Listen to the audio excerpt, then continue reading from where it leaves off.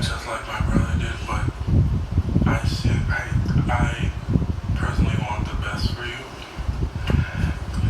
and I wasn't gonna ever say this in front of my family or anyone, but I don't even want you to go to jail. I want the best for you because I know that's exactly what both of them would want you to do, and the best would be give your life to Christ.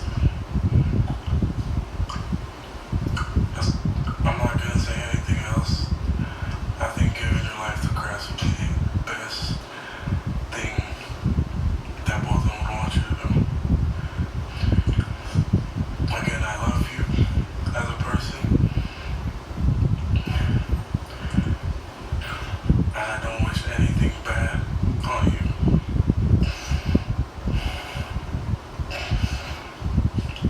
I don't know if this is possible, but can I give her a hug, please? Please? Yes.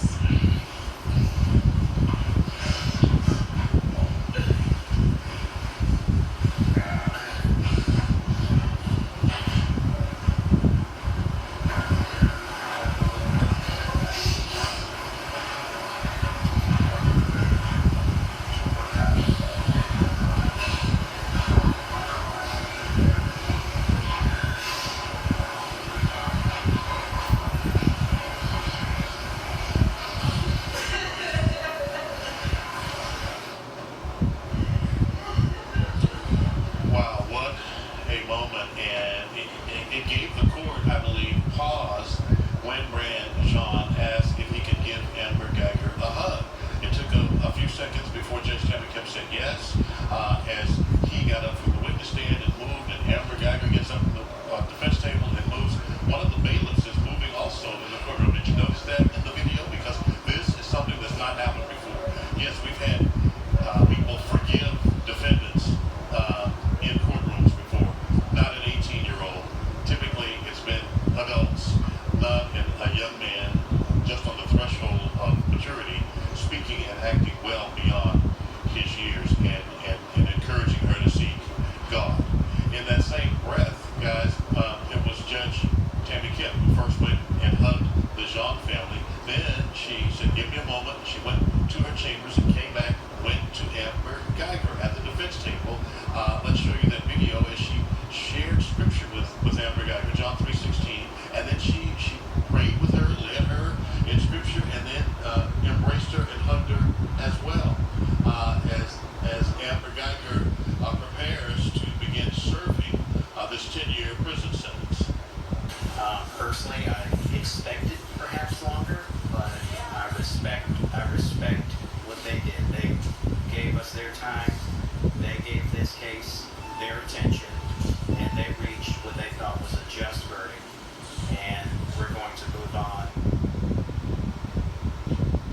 And of course, Dallas County District Attorney John Guzzo talking about the jury answering a question from one of the reporters about the amount of time the jury had assessed for Amber Geiger. He says, "I've learned to trust the juries over my 37 years in this legal profession. I've learned not to try to second guess them or doubt them. We invited them down here, and they accepted, and we accept the work that they have done." And so, lastly, we heard from Allison and John. Do we have time to hear her now, or we want to move to Chief Hall?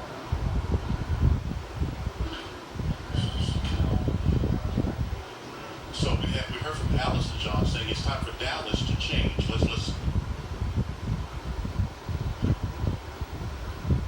Good evening. I first want to thank each of you for being here today. This has been a difficult year for everyone involved. In this tragic event, our city and two families' lives have been forever impacted. What we can agree upon as a whole is that Dallas today is different than it was yesterday, and definitely different than it was a year ago.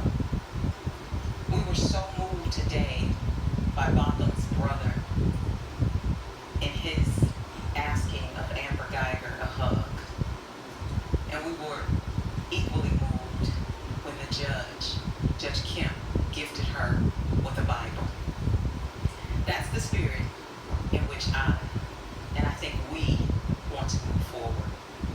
a spirit of forgiveness, faith, and trust that the changes that need to be addressed in this city are addressed, and we make them together.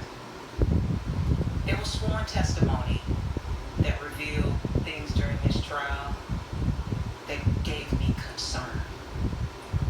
What you saw and heard was disheartening, and I can only imagine the community's perception of who we are as a Dallas Police Department, and if we're truly honest with one another, what law enforcement is or who law enforcement is across this country.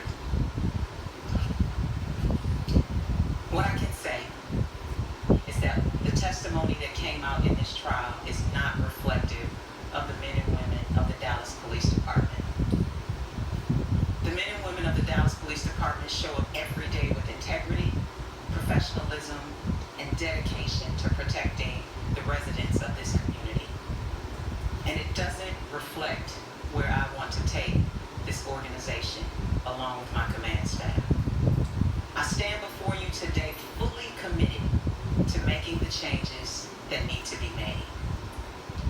I'm committed to leading a city that will have the trust of the community. I acknowledge that there are things that we need to change. There are areas of concern that we need to address, and I pledge that we will make those changes. Changing the perception of law enforcement, it begins with us. We must double our efforts to continue to build trust. We must ensure that our partnerships are stronger than they ever have been before. I would like to thank those community groups who have worked alongside of us for the past years, before and during the trial. We cannot do this alone. We must come together. We must come together not only to heal, but to work hand in hand so that Dallas becomes the model of a safe city that the rest of the world